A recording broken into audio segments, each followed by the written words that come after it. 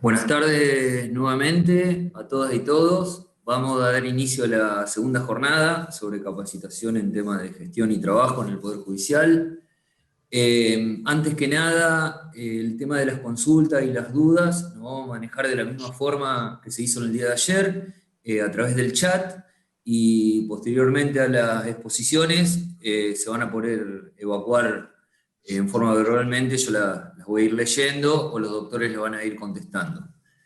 En esta oportunidad, la capacitación va a estar a cargo del Centro de Capacitación Judicial. En primer lugar va a hablar el doctor Luciano Pagliano, quien es director del Centro de Capacitación Judicial y juez de Cámara Civil y Comercial de la Sala 2 de acá de Santa Fe. Lo va a acompañar el doctor Gabriel Abad, quien es juez de primera instancia civil y comercial de la sexta nominación de acá de Santa Fe, y el doctor Pablo Gómez, abogado auditor de la Secretaría de Gobierno de la Corte Suprema de Justicia. Doctor Pagliano, ¿lo escuchamos?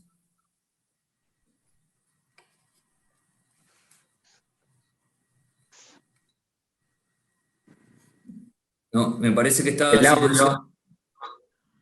Ahora sí. Muy buenas Ahí tardes. sí. Ahora sí. En primer lugar, decía el agradecimiento a las letradas y letrados que nos están acompañando, también procuradoras y procuradores, para todos ellos nuestro agradecimiento para sumarse a esta jornada, a esta actividad, que como bien recién decía el doctor Fornara, se enmarca y continúa la actividad exclusivamente técnica que se dio en el día de ayer por parte de la Secretaría de Informática de este Poder Judicial de Santa Fe. Quiero, aparte del agradecimiento, como dijo recién Ariel, nosotros elaboramos desde el centro y en coordinación con la Corte un programa, una guía tentativa de los temas a abordar en la charla de hoy, que no deja de ser una actividad en la cual vamos a tratar de transmitir lo que se ha trabajado, lo que se ha ideado y lo que se ha plasmado en ciertas normas dictadas por la Corte Suprema de Justicia de la provincia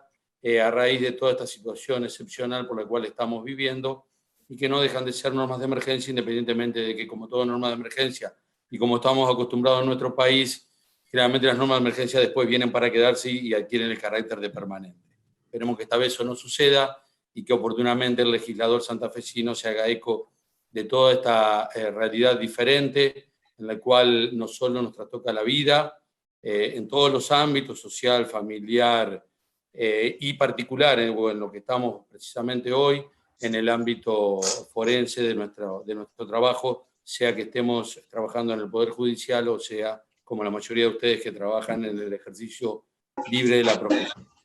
Entonces no deja de ser la jornada un intercambio entre ciertos temas, un intercambio entre amigos, con algunas dudas, consultas que ustedes puedan tener y de la cual, como siempre yo digo, todos aprendemos, no por el hecho de que uno esté dando las palabras, se siente en otra condición o se considera que es superior o sabe todo lo que está hablando, porque muchas veces en los mismos encuentros, igual que en el ejercicio de la docencia, es cuando más se aprende, cuando uno se nutre de los alumnos, se nutre de los asistentes, se nutre, en este caso, de tan calificado auditorio como son los letrados y letradas que nos están acompañando.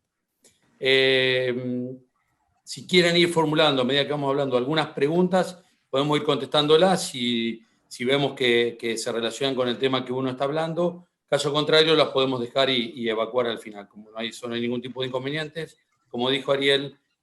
por el chat las preguntas nos va a llevar a un mejor orden expositivo y desarrollo de la clase. En primer lugar, lo que tenemos pensado para hablar, para tratar de dejar algunos puntos claros, pero que también sirve tenerlo siempre presente para el ejercicio de la profesión, es recordar, y ya a medida que yo voy a ir mencionando algunos institutos procesales, algunos elementales y básicos que te van a decir, pero esto no nos va a venir a decir esto, pero lo podemos vincular con la normativa excepcional dada por la Corte. Por eso lo primero que nosotros pensamos es tratar de hacer un breve repaso de lo que se entiende, muy sintético, por los días y horas hábiles judiciales.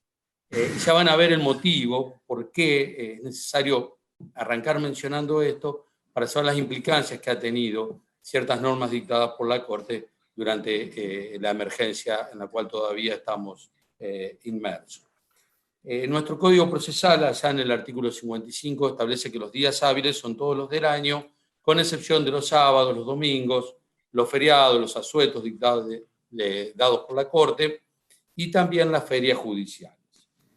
Y las horas hábiles son las que transcurren desde la hora 8 hasta la hora 20 de cada día que se considera hábil. Caso contrario, todos sabemos que para poder practicar una diligencia fuera de esos días y horas hábiles, tenemos que solicitar la habilitación de días y horas hábiles, inhábiles, mejor dicho, ante la situación, por ejemplo, de la posible frustración o pérdida de un derecho. Uno siempre da el ejemplo, hay mucha gente del interior de la provincia que lo sabrá a esto y lo habrá vivido cuando necesitamos a lo mejor secuestrar una máquina cosechadora y está trabajando un fin de semana en determinado lugar y tenemos que recurrir a la justicia para que nos dé la habilitación para practicar esa diligencia precisamente en días y horas inhábiles.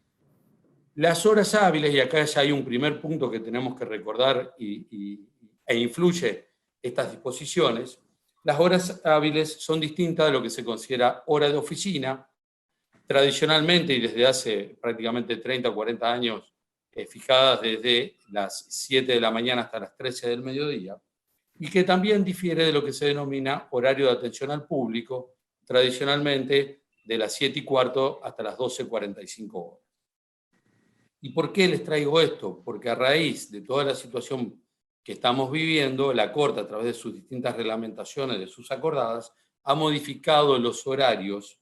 de oficina, las horas hábiles no, porque eso es disposición del Código. Lo que modificó son las horas de oficina, que ahora coinciden con las horas de atención al público y que varían de acuerdo se trate de juzgados del interior, se trate de juzgados de la ciudad de Santa Fe o de la ciudad de Rosario o tribunales. Con lo cual, hoy por hoy, lo que hay que tener presente, y siempre hay que tener en cuenta esos horarios, más cuando ahora ya después se va a explicar esta gran posibilidad que nos da la tecnología y la informática de poder presentar los escritos a distancia. Si antes para ir hasta el juzgado de San Cristóbal, el profesional probablemente tenía que viajar y presentarlos, hoy por hoy no tiene que viajar, pero tendrá que saber en qué horario trabaja el juzgado de Distrito Civil y Comercial de la ciudad de San Cristóbal.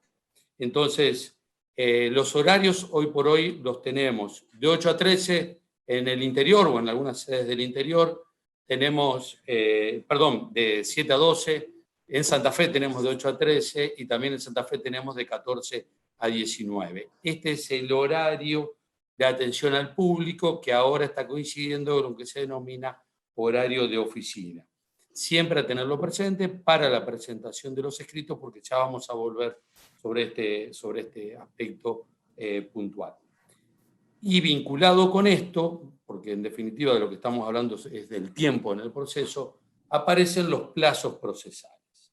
Y sabemos que cuando allí, por la segunda semana de marzo, comenzó todo este boom negativo del coronavirus, del COVID-19, lo primero que hicieron todos los tribunales del país y de la región y del mundo,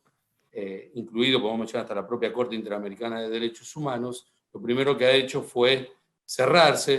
las puertas, y en ese cerrar las puertas, si se quiere decir de manera gráfica, como primera reacción a este enemigo invisible que no se sabía qué era. Creo que hoy ni los médicos saben de lo que se trata, pero bueno,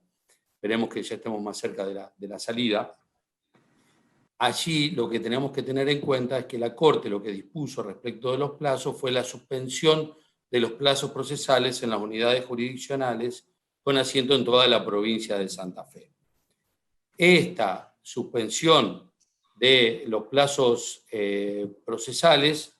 se dictó, tuve un inconveniente, por eso me paré, fue por acordada número 8 y comenzó la suspensión de los plazos el 17 de marzo del 2020. Esto es importante tenerlo porque después los plazos, la Corte lo que hizo fue suspender los plazos, pero ahí empezaron las dudas y creo yo que es importante a lo mejor clarificar este aspecto. ¿Qué plazo suspendió la Corte en esa primera acordada? Y los plazos que estaban corriendo, o sea que el plazo para contestar la demanda, para ofrecer pruebas, para incidentar una nulidad de una notificación, para apelar una sentencia, para expresar agravios. pero no importó, si uno lo lee a esa primera resolución de la Corte, no importó algo que es trascendente y que después se puede desmenuzar de las resoluciones aclaratorias y ampliatorias de la Corte, no importó la suspensión de todos los plazos, también, o mejor dicho, que tiene que ser llamada como paralización del proceso. Por lo tanto, a mí me suspendió el plazo para contestar la demanda, pero no me suspendió el plazo de caducidad que estaba corriendo. Ojo con esa cuestión. No suspendió tampoco, en esa primera acordada, otros actos procesales que no estaban sujetos a plazo. Por ejemplo, una determinada audiencia. La celebración de la audiencia no estaban suspendidas. La realización de una constatación no estaba suspendida. Esto generó cierta incertidumbre y creo que con muy buen tino la Corte Suprema de la provincia posteriormente fue aclarando y ampliando y en definitiva, aun cuando las resoluciones de la Corte no lo digan, todo ese periodo pasó a ser una suspensión de todos los plazos, una especie de paralización del proceso en los términos que lo enseña Jorge Peirano. En esto siempre hay que tener en cuenta el librito de Jorge Peirano y tenerlo a mano, La detención del procedimiento civil de Orbis, un libro que tiene más de 30, 40 años, luego reeditado por Nueva Tesis como Los tiempos del proceso civil, que explica bien esta diferenciación. Y en los hechos, estas resoluciones posteriormente de la Corte, donde se suspendieron las audiencias, donde se dijo que durante el periodo de receso y de esta suspensión no se podía decretar la caducidad de instancia, haciendo aplicación extensiva del 239 del Código Procesal, el efecto que tiene hacia el artículo 2550 del Código Civil y Comercial, en definitiva, en los hechos ha funcionado como una paralización de los procesos, y allí la Corte únicamente, ustedes recuerdan y lo deben saber bien porque habrán seguramente litigado durante esta época, fue habilitando ciertas materias que se consideraban urgentes, en primer lugar sin indicarlas, con lo cual habría que recurrir analógicamente a lo que decía la ley orgánica, y luego fue ampliando con indicaciones concretas hasta por fuero de cuáles eran las materias que se podían tramitar durante este periodo excepcional. Y lo importante de esto es que luego, y ya lo hemos superado, esperemos no volver con esta situación pandémica, luego la Corte fue suspendiendo, dejando sin efecto la suspensión de plazo y por lo tanto ordenando la reanudación de manera paulatina en los distintos asientos de la provincia. Y aquí, porque en su momento se generó algún tipo de duda y algunas preguntas que tuvimos que evacuar y charlar el tema, no se necesita, en lo que uno entiende, no se necesita por parte de los jueces y de los tribunales, una vez que se reanudaron los plazos, ningún decreto ni ninguna resolución haciendo saber a las partes de que se habían reanudado los plazos. Esto, aclaro, la geografía de la provincia es muy amplia, es independiente de que algún juzgado o algún tribunal lo haya dispuesto así de esta manera para dar a lo mejor más claridad o certeza a los derechos que estaban en debate. Pero lo que entendemos es que como la misma naturaleza de la norma que dispuso la paralización y la suspensión de los plazos y de manera automática, con debida comunicación, de la misma manera lo hizo la Corte, con la misma herramienta, con la debida anticipación, comunicación, publicidad, ordenó esa reanudación de los plazos de manera paulatina en las distintas circunscripciones y asientos jurisdiccionales de la provincia. Entonces, esta es una segunda consecuencia fundamental a tener en cuenta. Sepan ustedes, si al 17 de marzo teníamos 3 días que nos habían corrido para contestar la demanda en un juicio ordinario, una vez que se reanudaron los plazos, nos quedaban 12 días para poder contestar el traslado de la demanda. Y por último, y aquí sí llega otro tema también que anuda para cerrar este primer aspecto del tiempo en el proceso, el siempre mal llamado día de gracia, porque en realidad lo que técnicamente corresponde denominar es el plazo de gracia. El plazo de gracia, todos sabemos que lo tenemos establecido en nuestro código y que es una regulación que en su momento se explicó muy bien para tratar de evitar en primer lugar, conjugar cómo se cuentan los plazos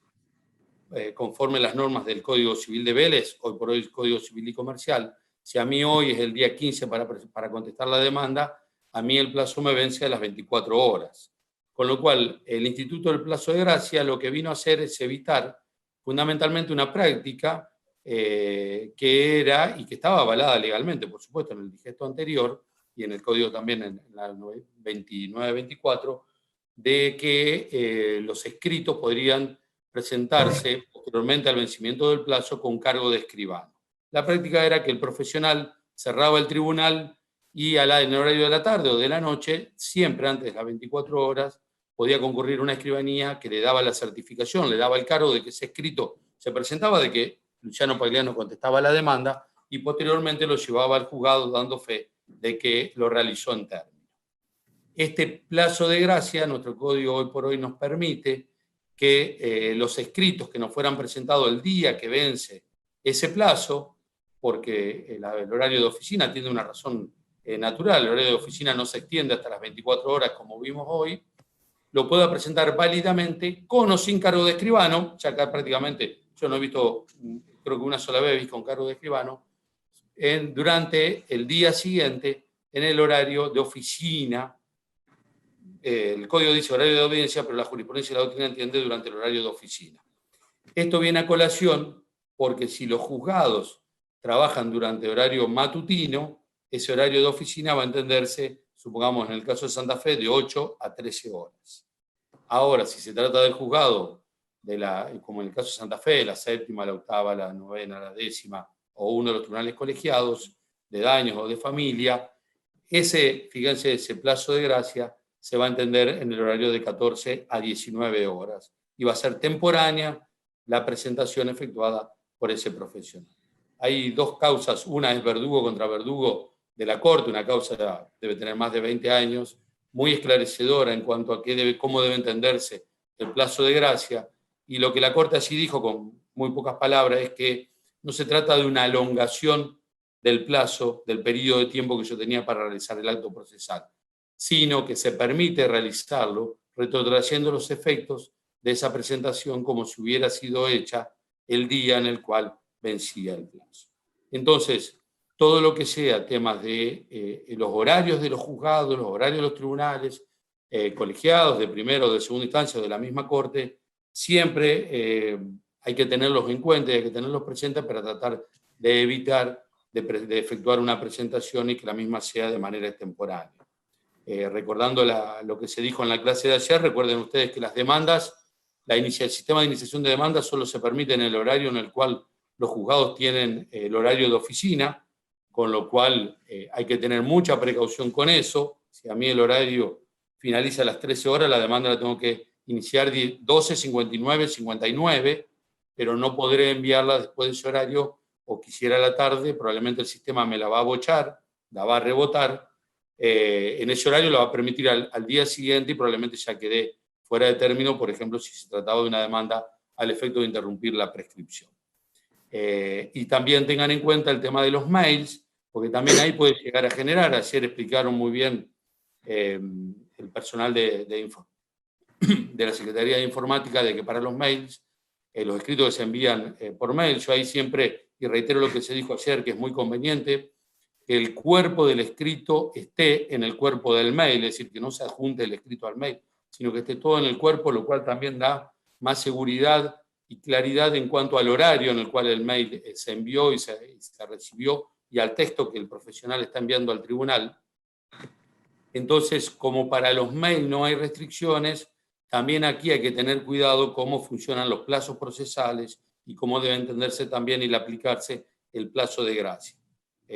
Haciendo un ejemplo, 12:59 yo remito el mail y tal vez en el juzgado a las 13 horas, cuando cierran el libro de cargo, chequean el mail ingresó o está ingresando, pero no lo vi, no se tomó conocimiento del mail, se imprime luego de que cerró el libro de cargo o se imprime al otro día, entonces el cargo va a aparecer con un día posterior. Ahí, en algo que lo hemos charlado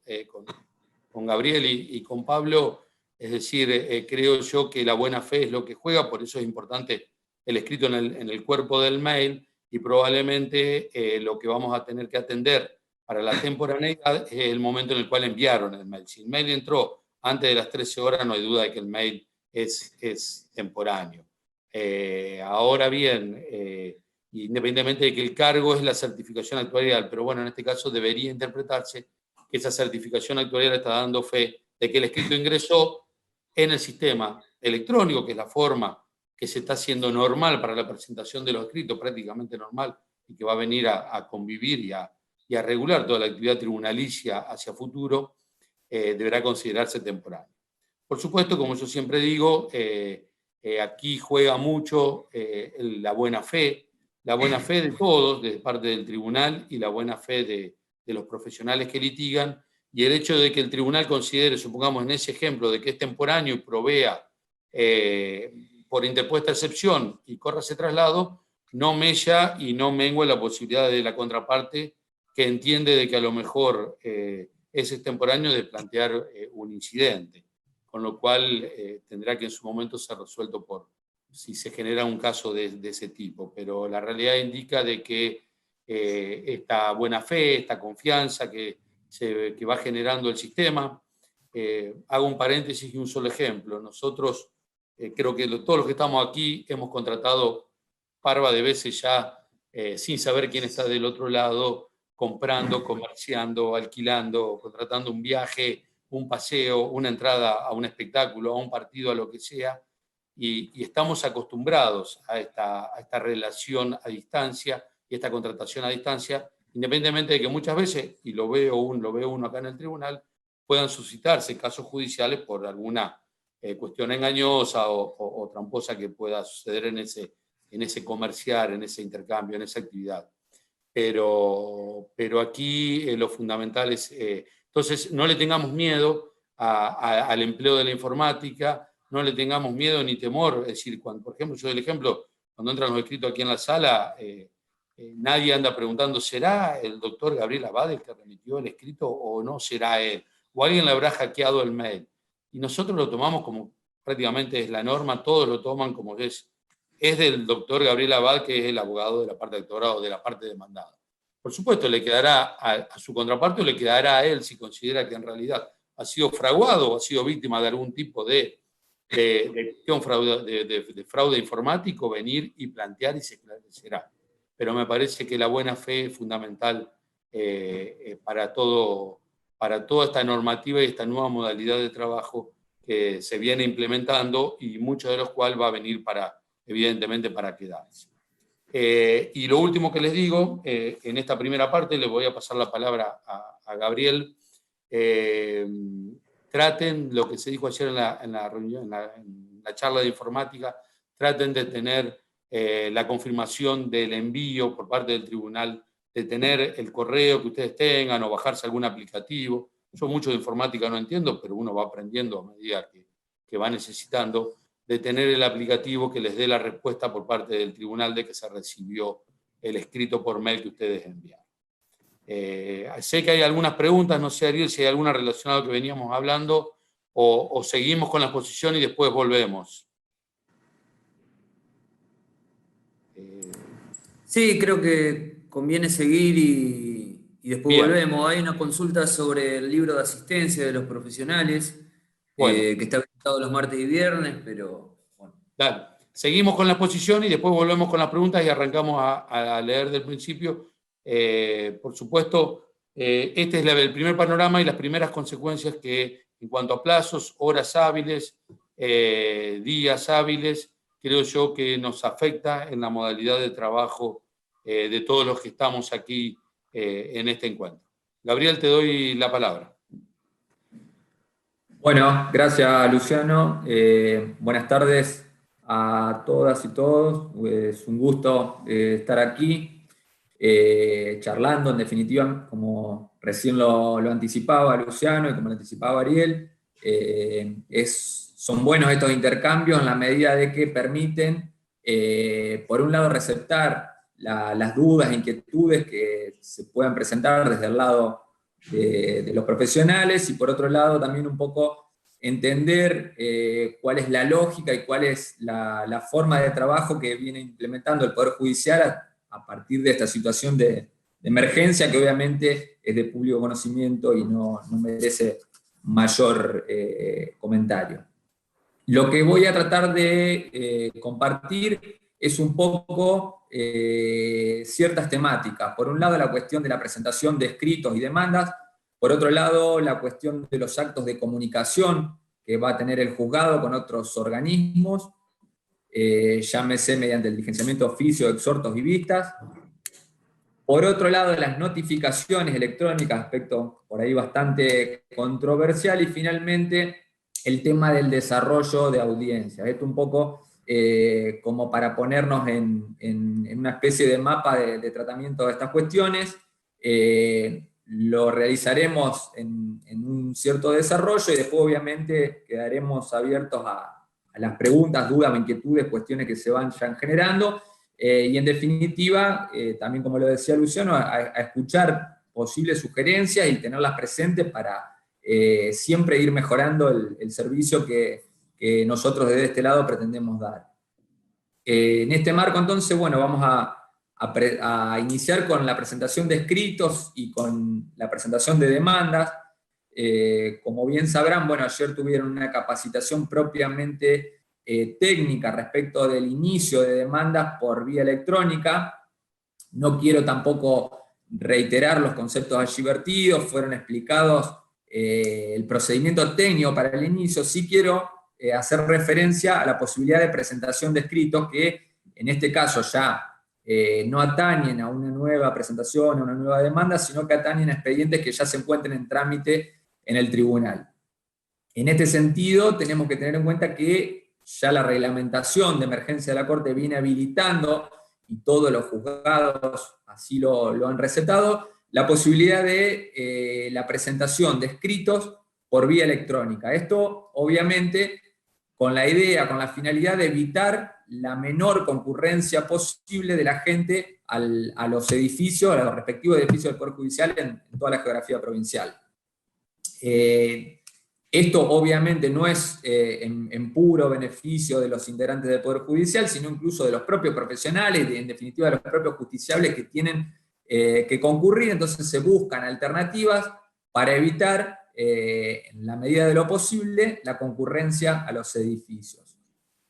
En ese marco, bueno, ahí recién estaba leyendo algunas inquietudes respecto de las presentaciones. Lo que se sugiere, digamos, y lo que se establece en la reglamentación, es que los escritos sean enviados en el cuerpo del correo electrónico. Esto, por un lado, primero por una cuestión de informática respecto del propio sistema y la posibilidad de algunos virus, como lo explicaban ayer, y por otro lado, para tener una constancia fehaciente de quién es el remitente de este correo electrónico. Entonces esto es lo que se sugiere, y en principio creo que es la mayoría el criterio que ha adoptado la mayoría de los juzgados, lo cual no quita, veía ahí una de las preguntas en el chat que decía que en un tribunal X no los aceptan y les piden que sean adjuntos. Bueno, independientemente de la recomendación, que es y de lo que establece la reglamentación, yo creo que en definitiva ningún juzgado les va a negar la presentación del escrito, o sea, la constancia del escrito, sea porque lo manden en una forma u otra. Yo creo que la estandarización de los envíos de los escritos por ahí no solamente responde a estas inquietudes, sino que además facilita el trabajo de los operadores del Poder Judicial. Ustedes imagínense que nosotros de un día para el otro nos encontramos con una computadora que está destinada prácticamente en forma exclusiva a recibir y responder correos electrónicos, imprimir los escritos, que a veces son bastante voluminosos. Entonces, también un poco lo que se pide, independientemente de las recomendaciones informáticas, la estandarización para facilitar también un poco el trabajo y, en definitiva, que el despacho salga con la normalidad. Por eso, digamos, un poco espero haber respondido la inquietud. Algún juzgado, algún tribunal particular puede tener un criterio diferente. En cualquiera de los casos entiendo que nadie pudiera, digamos, tomar como no presentado un escrito, sea que llegue en el cuerpo del mail o que llegue como adjunto. Por otro lado, bueno, también tengan en cuenta que los correos oficiales de cada juzgado no tienen un límite temporal en cuanto a la presentación. Sí, obviamente habrá que ceñirse en cuanto a la fecha de presentación, lo que recién explicaba Luciano, respecto de los días y horas que correspondan a cada uno de los juzgados. En este sentido, obviamente va a requerir algún tipo de interpretación, algún planteo que se pudiera generar, pero obviamente comparto lo expresado por Luciano en el sentido de que el viejo cargo, o el típico cargo, el tradicional cargo que se presentaba en mesa de entradas, ahora en cierta medida va a ser, o vendría a ser reemplazado por la fecha de recepción del correo electrónico. Si un correo electrónico llegó X día y X horas, y por lo tanto, dentro de los términos procesales, indudablemente ese escrito deberá ser considerado en término, independientemente de que tal vez por una cuestión de trabajo, por una cuestión de impresión del correo, el posterior cargo se realice tal vez al día siguiente. En este sentido, tengamos en cuenta la disposición del artículo 52, que si bien establece la obligación de anotar la fecha y hora del cargo, bueno, esto debe ser interpretado en el sentido de esta nueva forma de trabajar. Entonces, me parece que independientemente de la fecha del cargo, la fecha de recepción del correo electrónico va a operar como un elemento indubitable a la hora de determinar la temporalidad o no del escrito.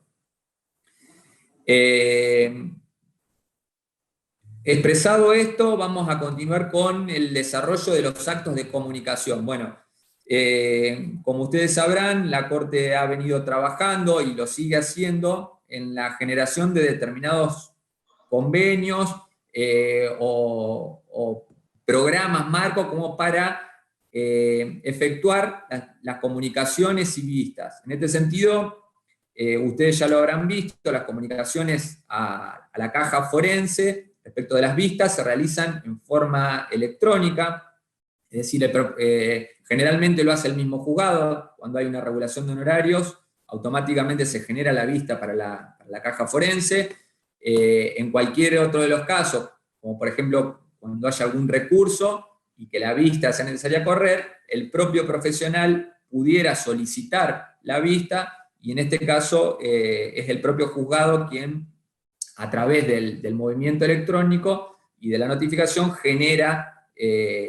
la necesidad, digamos, la notificación para que esa vista sea respondida. Lo propio vale para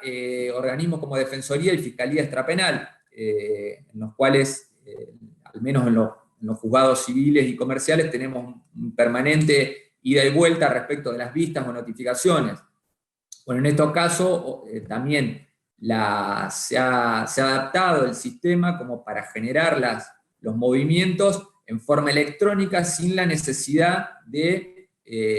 mover en términos físicos el expediente papel. Es decir, el expediente queda físicamente en el juzgado, pero electrónicamente pudiera encontrarse para una vista, sea en Defensoría o sea en la propia Fiscalía. Lo propio creo que ya está implementado, ya está implementado respecto del Consejo de Ciencias Económicas, o sea, en los casos de quiebras, cada vez que haya algún tipo de vista, se corren por vía electrónica.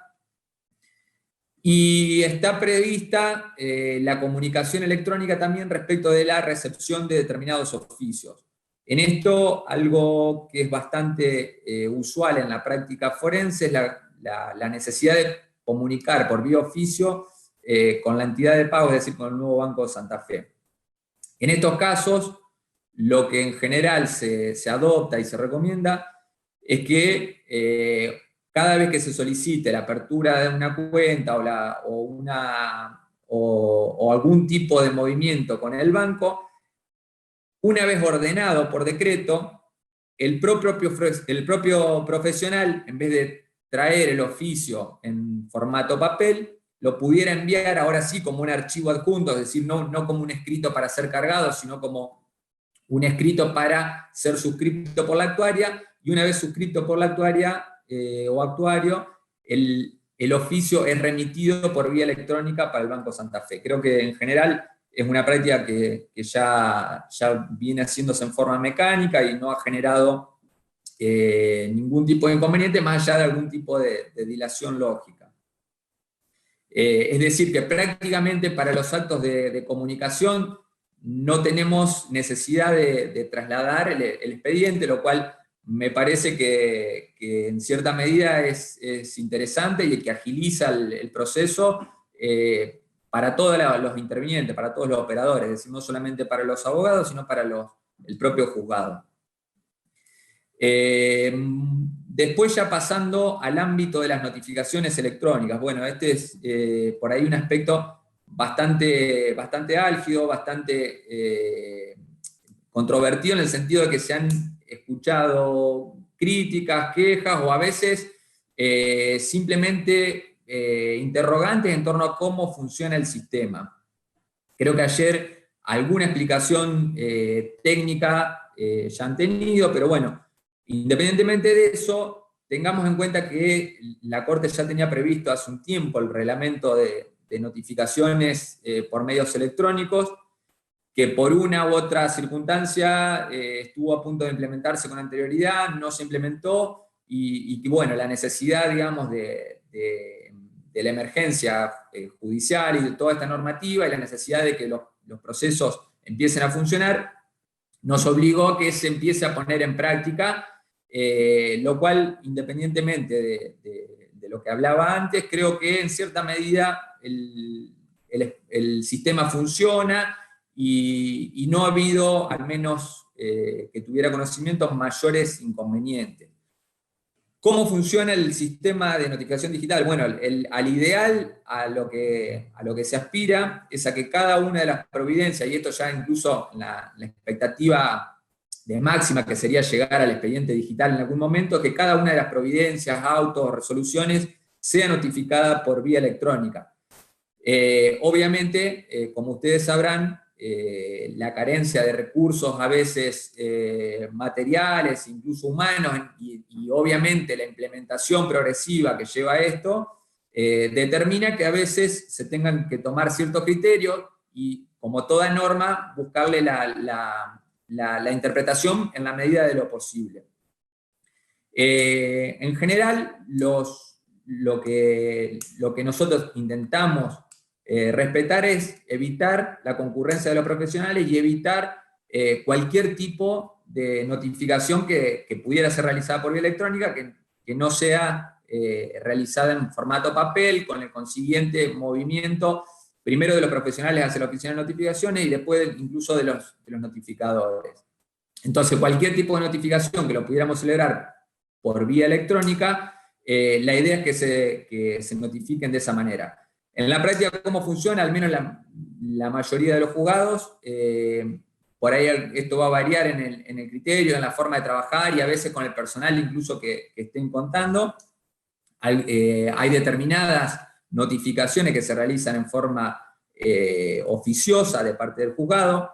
Esto, tengamos en cuenta también la implementación del protocolo de realidad. Es una práctica que ya no era desconocida para nosotros, sino que la notificación oficiosa ya venía implementándose en algunos actos procesales y en algunos procedimientos, y en otros supuestos se notifica por vía electrónica a pedido del propio profesional. ¿Cómo funciona la notificación electrónica? Bueno, el propio juzgado confecciona la cédula y la cédula es subida al sistema. Queda a cargo de cada profesional estar atentos y ingresar al sistema con una cierta periodicidad que le permita estar notificado. ¿Por qué? Porque la notificación electrónica con firma digital de parte del juez o de la secretaria se tendrá, digamos, servirá como notificación del mismo momento que fue subida al sistema. En consecuencia, reitero, es una carga de cada uno de los profesionales en ingresar al sistema con cierta periodicidad como para poder notificarse, como para poder ver si tiene notificaciones pendientes en alguno de los expedientes en trámite. Hay que tener en cuenta, por otro lado, y en forma paralela a esto, el correo de cortesía, lo cual por ahí genera confusiones. muchas veces los profesionales dicen, no, a mí no me llegó ningún correo. El correo de cortesía es un correo que, como lo dice la denominación, es de cortesía y va a llegar en aquellos supuestos en los cuales el profesional haya tenido denunciado un domicilio electrónico que esté cargado al sistema. Entonces lo único que le va a decir el correo, este correo enviado, le va a decir usted tiene nuevas notificaciones. Lo cual va a operar en definitiva como un recordatorio, como un aviso para que el profesional ingrese al sistema. Con el ingreso al sistema va a poder comprobar efectivamente las cédulas que tenga pendientes. Tengamos en cuenta algunas cuestiones. Muchas veces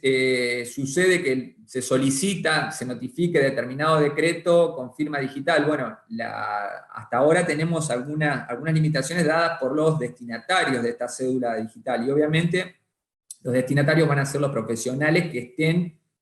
cargados en el expediente. Indudablemente un primer decreto de demanda o una notificación que haya que ser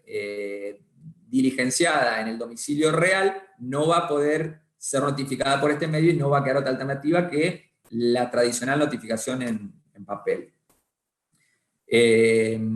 Respecto de esto, bueno, no sé, ya después vamos, no quiero detenerme mucho con las exposiciones para no ser reiterativo, especialmente con aspectos o conceptos que ayer pudieron haberse dado, y en todo caso después lo veremos en las preguntas que puedan surgir, o incluso en la exposición del doctor Gómez, que también va a hablar sobre el sistema en general. Y por último, a lo que quería hacer referencia era al desarrollo de audiencias. Bueno, obviamente,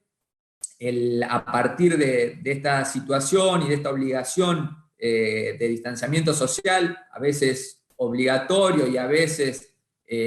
buscado, digamos, en la medida de evitarlo en lo mejor posible, se comenzaron a celebrar audiencias por vía remota. La Corte las habilitó en su momento, y ahora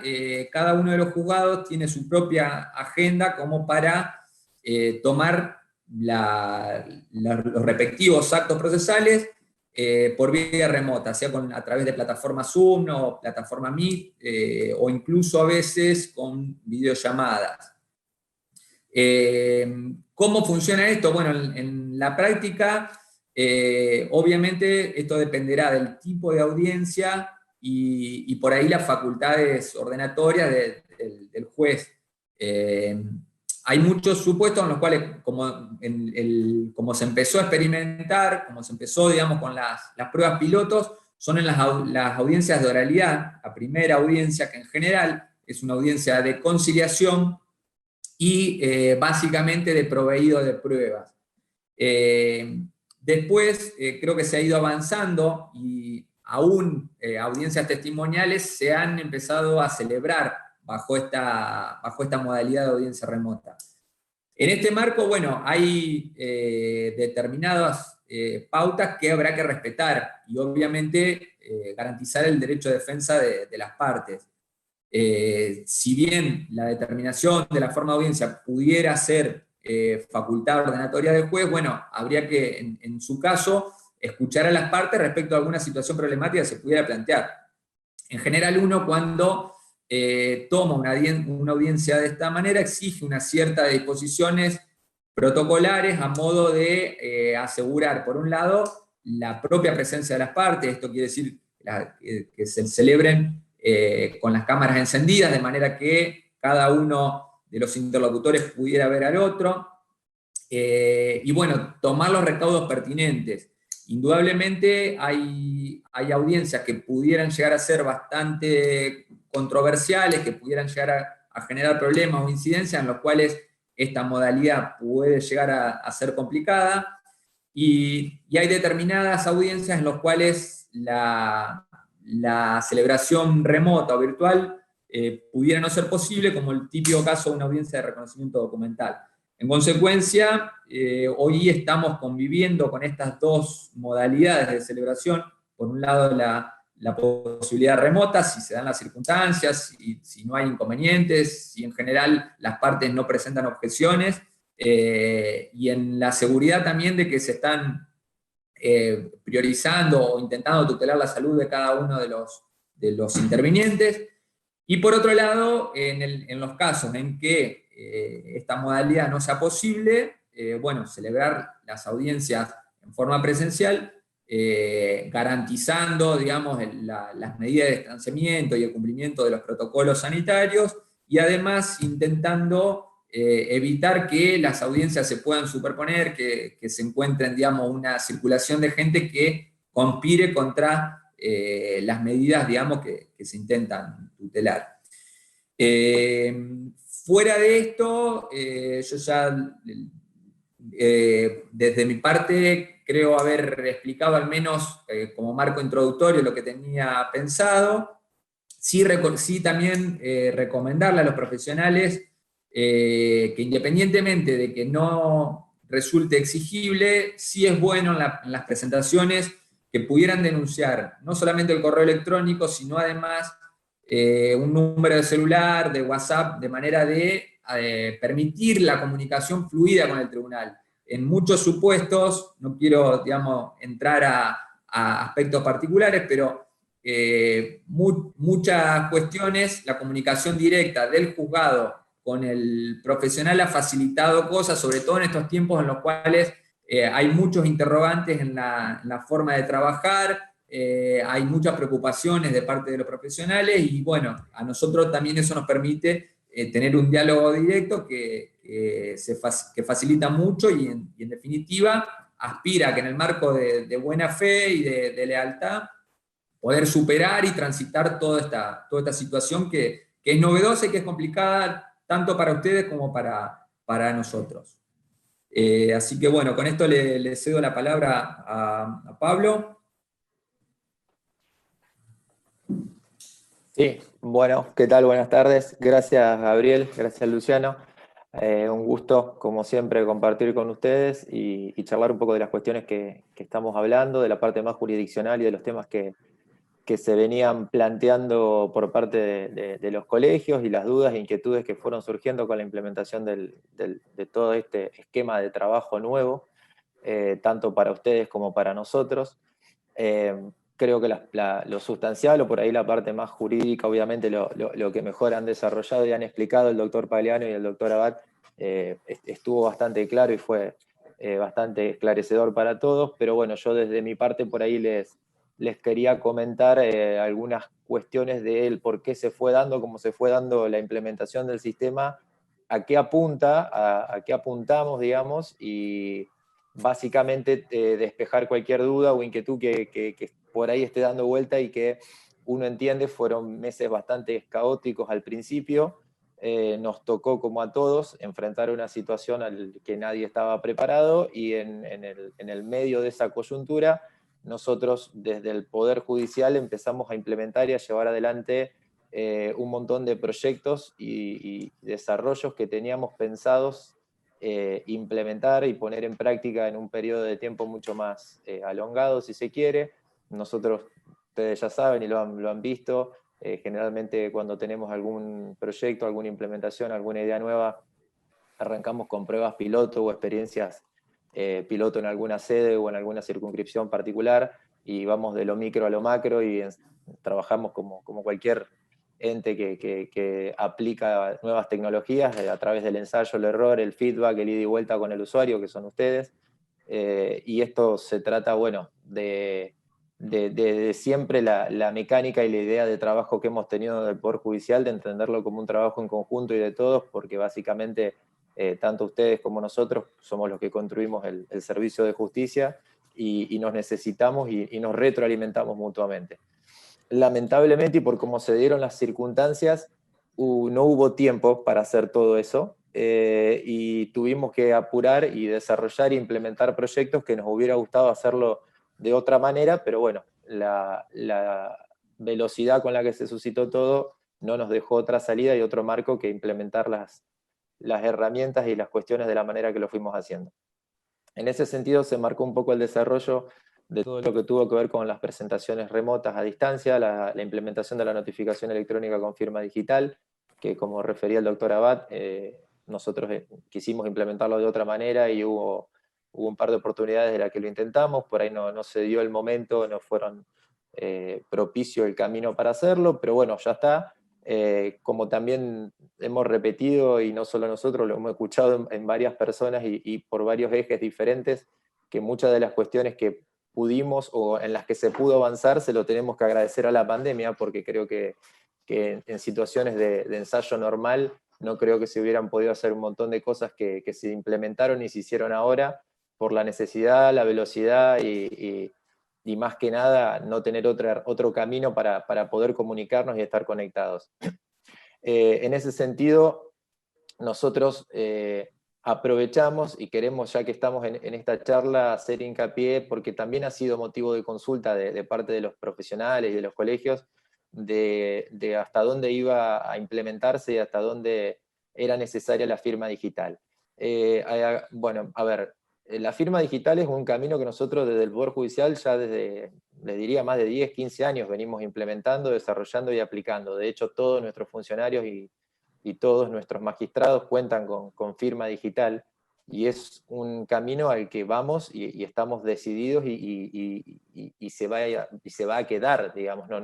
La exigencia de que los profesionales puedan contar con una firma digital no es una cuestión caprichosa ni momentánea, ni que lo estamos haciendo solamente para salir de este momento y después vamos a volver atrás. Como bien decía Luciano en un principio, uno cuando dice por ahí viene algo para implementarse de manera provisoria y para quedarse, bueno, en este caso lo nuestro viene para quedarse, porque como les decía al principio, no es que estamos inventando o tapando agujeros o viendo cómo hacemos para arreglarnos en la coyuntura con lo que teníamos a manos y más o menos salir. Hemos visto realidades, nosotros por ahí tenemos la posibilidad por el trabajo que hacemos, compartir mucho y dialogar mucho con otras provincias y otros poderes judiciales, e ir viendo cómo se manejan y cómo se están desarrollando, algunos mejor, otros peor. Gracias a Dios, y uno por ahí tiene el orgullo de decirlo, el Poder Judicial de Santa Fe, uno de los que está mejor a nivel nacional en todo, en cuanto a infraestructura, en cuanto a informática, en cuanto a respuesta. Y nosotros hemos visto que muchos por ahí han aplicado sistemas que han sido momentáneos o que les han servido algún Poder Judicial, una mesa de entrada virtual para la recepción de escritos, que en principio parecía que estaba muy bueno, pero la mesa de entrada virtual que desarrollaron es un parche, porque después esa mesa de entrada no sirve más que para tener que volcar todo de vuelta en los sistemas internos de los distintos órganos jurisdiccionales, a diferencia de lo que fue nuestra implementación de la presentación remota de escritos a distancia, que como les digo, vino para quedarse, porque la implementación hace que ya el escrito directamente ingrese por el sistema, por la mesa de entrada al juzgado, se le dé cargo y quede escaneado ya directamente en el sistema. Esa aplicación, esa funcionalidad, que aunque parezca mínimo, es un gran desarrollo. A nosotros nos llevó tiempo y nos lleva bastante tiempo de desarrollo, implementación y recursos a hacerlo. Pero bueno, como les decía, todas estas implementaciones que nosotros tuvimos que acelerar y apurar se dieron en el marco de la pandemia, por un lado no de la manera que nos hubiera gustado, pero bueno, por otro lado, y viéndole el lado positivo, nos ayudó a agigantar, por si así se quiere, los pasos que queríamos dar en cuanto a nuevas técnicas, nuevas tecnologías y en cuanto a ayornar los procesos. No nos olvidemos que nosotros, si bien por ahí no contamos con las reformas procesales respectivas, léase notificación electrónica con firma digital, que por ahí algún cuestionamiento alguien ha hecho o ha referido, el Código Procesal Laboral sí lo habilitó expresamente, está la ley, y el Código Procesal Civil y Comercial quedó lamentablemente en el proyecto de reforma, pero ya también lo tenía contemplado y estipulado, o sea que es un camino al que inescindiblemente vamos, y en el que la Corte se enmarca. La Corte Federal de hecho lo está haciendo así, y diferentes poderes judiciales de la República lo están haciendo de esta manera. Y tenemos que empezar a pensar el derecho, yo creo, desde esta mirada. Yo creo que desde ahora los cambios nos van llevando un poco por delante, o nos van obligando a tomar decisiones y cambios que obviamente siempre respetando las directivas, las acordadas, los reglamentos o las disposiciones, pero que van a ir mucho más rápido que lo que amerita un cambio legislativo o un cambio del código de fondo y de forma. Uno no pretende con esto decir que se va a salir de lo que está reglado o de lo que el código rige, pero sí tenemos que empezar a entender que las comunicaciones cambiaron, que las vías de comunicación y de relación cambiaron. Muy probablemente y seguramente esto va a pasar, la pandemia se va a terminar en algún momento y la vida se va a normalizar de alguna manera, pero creo que no va a volver a ser lo mismo de antes, y creo que esto sirvió un poco también para que empecemos a tener una mirada y un pensamiento crítico también nuestro hacia adentro y hacia cómo venimos pensando y desarrollando el derecho, que por ahí ha variado y ha mutado, y esto sirvió un poco para que lo podamos ver desde esa perspectiva. Las comunicaciones hoy en día han variado enormemente. La comunicación electrónica con firma digital, nosotros por suerte lo pudimos implementar antes en el foro laboral, lo ensayamos, lo vimos, lo probamos y vimos que funcionó y bastante bien. De hecho, no hemos tenido mayores inconvenientes, creo que ninguno, con las cédulas cuando se implementó en el foro laboral. Y obviamente ahora que se hizo de golpe y con todos los fueros en todas las instancias, se van a empezar a suscitar cambios y como todo cambio se van a empezar a encontrar errores, algunos juzgados que los trabajan de una manera mejor y otros que tienen alguna otra dificultad. Es toda la provincia, es un cambio grande, es un cambio sustancial, es tan impactante para ustedes como para nosotros, y obviamente entendemos que de la noche a la mañana no se va a poder unificar es lo que pretendemos y es a donde vamos, que haya una única línea y un único direccionamiento, pero también entendemos que no todas las realidades son iguales, entendemos que no todos los juzgados son iguales, y que por ahí las cargas de trabajo, las dotaciones de recursos no son siempre las mismas, y bueno, la idea es obviamente apuntar a la optimización, a que cada día sea mejor, a que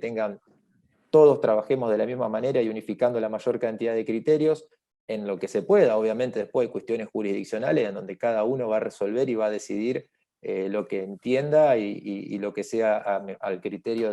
a la sana crítica del juez y del magistrado, que obviamente ninguno de los que estamos acá estamos comentando la verdad revelada, ni mucho menos, ni les estamos diciendo cómo vamos a fallar, cómo van a fallar en su caso los jueces, ni lo que la Corte en su caso va a decir. Lo que pretendemos hacer más que nada es dar una orientación y una explicación del porqué de las cuestiones, o de por qué se vienen haciendo las cosas de esta manera. En este sentido, la notificación electrónica con firma digital pretendió eso, pretendió reducir la cantidad de gente que concurre al tribunal, pretendimos evitar también la circulación de los oficiales notificadores por toda la ciudad. Pretendemos que esto sea una costumbre que venga para quedarse. Entendemos que hubo muchos planteos desde el punto de vista de que las notificaciones oficiosas por ahí tenían cierta injerencia en lo que era el ejercicio profesional. Bueno, eso ya es una discusión en la que yo por ahí no voy a entrar, creo que el código es bastante claro al respecto, pero entendemos que la idea, por ahí veía alguna de las preguntas de que cuáles eran las cédulas que se notificaban y cuáles las que no se hacían. Bueno, lo que la Corte dijo es que se notifica todo lo que el código dice que se tiene que notificar por cédula. Eso es lo que la Corte dijo en las acordadas. Después, claramente, entendemos que ha habido algunos lugares en donde esto se cumplió de mejor manera y otros no tanto, no lo vamos a negar, lo sabemos, pero la idea es que sea de esta manera. Con la notificación como está dictada en el reglamento, con el correo de cortesía donde le va a llegar al profesional el aviso de que tiene una notificación y que la puede visualizar en el sistema, entendiendo que la cédula, una vez que está subida al sistema y firmada digitalmente por el secretario, es como si el oficial notificador la hubiera entregado en el estudio, y el plazo corre de igual manera que como corre en el código procesal, al otro día de entregada o de depositada, y tratando de que esto se respete y se cumpla de la manera que se estipuló de acuerdo a lo que la Corte dijo. También estamos pensando y desarrollando, y se está trabajando, en la idea de que más adelante se pueda desarrollar un sistema de notificación en el cual los propios profesionales puedan enviarse o notificarse entre ustedes, pero esto es un desarrollo que va a llevar más tiempo y para lo cual obviamente necesitamos, y vuelvo al principio, que cuenten con la firma digital. Les insisto con esto porque la firma digital, nosotros en la provincia de Santa Fe, antes de la pandemia, trabajábamos con un alto nivel de seguridad, muy alto. Ustedes lo pudieron ver y lo pudieron referenciar. De hecho, ustedes, todos los escritos que presentaban siempre estaban ingresados con el cargo, subidos al sistema, lo podían visualizar, estaban escaneados, están escaneados, de hecho lo siguen estando. Pero nosotros teníamos la certeza que el profesional que lo presentaba era quien lo presentaba, porque teníamos la firma hológrafa a la vista, lo veíamos y lo constatábamos. Hoy en día eso se perdió, lamentablemente caímos muchísimo en niveles de seguridad, y lo único que nos puede volver a dar ese nivel de seguridad, y era lo que decían los doctores recién, nosotros recibimos correos y estamos con la muy buena predisposición de nuestros funcionarios y de nuestros empleados y magistrados recibiéndolo, y con la consideración de que viene de quien dice que viene, y tramitándole y dando trámite y resolviendo sobre eso y librando órdenes de pago sobre eso, asumiendo responsabilidades que entendemos son complejas si se las quiere ver desde un lado informático y desde un lado, si se quiere, administrativo. Pero bueno, entendemos que es la pandemia, que no podemos ponernos en este caso a decirle si no tienen firma digital no les recibimos más nada, porque obviamente al otro día tenemos un escándalo por ustedes y por nosotros, pero creemos que la única manera de solucionar esto y de llevarlo hacia un camino mucho más seguro y volver a retomar esos índices de seriedad y de seguridad que teníamos es con que ustedes cuenten con los tokens con firma digital. Desde ese lado nos va a dar mucha más seguridad y mucha más transparencia y mucha más tranquilidad todo de lo que estamos haciendo. De hecho, el sistema que hoy está previsto de la presentación de demandas a través del propio sistema de autoconsulta, que a ustedes les permite remitir tanto a los tribunales que que cuentan con mesas de entradas únicas, como a los que no cuentan, que son tribunales unipersonales, caso de San Cristóbal, caso de lugares donde hay un solo tipo de juzgado civil y comercial, o de laboral, o de familia. También se está trabajando para que el sistema contemple la presentación de escritos de esta manera. Entonces, la digitalización en ese sentido del expediente va a ser mucho mayor, la celeridad va a ser mejor, esas variables de celeridad y seguridad se van a elevar, pero siempre y cuando podamos contar con esto, con la posibilidad de que ustedes tengan esta herramienta que nos dé seguridad a nosotros y que les dé seguridad a ustedes de que lo que estamos litigando e interviniendo en el caso son las partes que realmente dicen serlo. De hecho, hoy en día la firma digital, y dicho por la ONTI, que es el organismo nacional que lo otorga, da más seguridad que hasta la firma hológrafa, porque la firma hológrafa, si se presenta y alguien lo desconoce, se puede hacer una querella y demostrar que esa firma, si yo la niego y digo que no es mía, me lo tienen que demostrar. En el caso de la firma digital, la carga de la prueba se invierte. Si yo envío algo firmado digitalmente y después digo que yo no lo envié, el que tengo que demostrar que esa firma no es mía soy yo. Por ende, es mucho más seguro contar con esta herramienta y nos da, obviamente, un panorama de trabajo mucho más enriquecedor y mucho más certero a todos. Por otro lado, como refería también el doctor Abad, estamos trabajando con mecanismos de comunicación interjurisdiccionales con otras dependencias. Esto por ahí lo van a empezar a notar más con la Oficina de Procesos Sucesorios, donde trámites que se estandarizaron y que cuentan siempre con el mismo desarrollo o el mismo esquema, se va a empezar nuestra idea y lo que venimos trabajando y enmarcando con otros poderes que por ahí o con otros organismos estaduales, es que cuenten también con esta misma tecnología para poder librar oficios y comunicarnos entre nosotros digitalmente sin necesidad de otra vez el tránsito o la pérdida de tiempo también, si se quiere, que lleva el diligenciamiento de una comunicación, que estamos acostumbrados muy a métodos por ahí muy rudimentarios. Yo la vez pasada, por reuniones que estoy teniendo con Banco de Santa Fe y otras entidades, veíamos el tema de boletín oficial, que por ahí hasta hoy se sigue contando la cantidad de palabras que lleva. Parece mentira, pero seguimos contando la cantidad de palabras que tiene un edicto, y en base a eso se cobra, y en base a eso se envía del banco después al boletín oficial. Bueno, todos procesos y trabajos que estamos redireccionando, procesando de otra manera y tratando de encontrar un mecanismo, un método de trabajo más asequible y más práctico para todos. La idea, obviamente, como siempre, van a faltar cosas, estamos tratando de hacer lo mejor posible y tratando de que esto sea beneficio para todos. Nadie pretende acá hacer conculcar ningún derecho, ni perjudicar a profesionales, ni mucho menos. Lejos de eso, nuestra mirada no va por ahí. La mirada de la Corte nunca fue por ese lado. La idea es tratar de hacerlo mejor con las herramientas que tenemos y tratar de incorporar la mejor tecnología y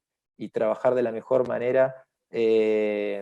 con todos ustedes. Entendemos que sí hay cosas que tenemos que mejorar, pero bueno, también el escenario de la pandemia nos generó a que tengamos que, por ejemplo, tomar decisiones en cuanto a la asistencia de profesionales al tribunal y dejar que estos casos sean excepcionalísimos, digamos, no por una cuestión de que no querramos que vengan, sino por una cuestión de que los contagios existen, están, y ahora nosotros en Santa Fe los estamos empezando a vivir más crudamente. Ya hemos tenido que aislar un juzgado laboral por este tema,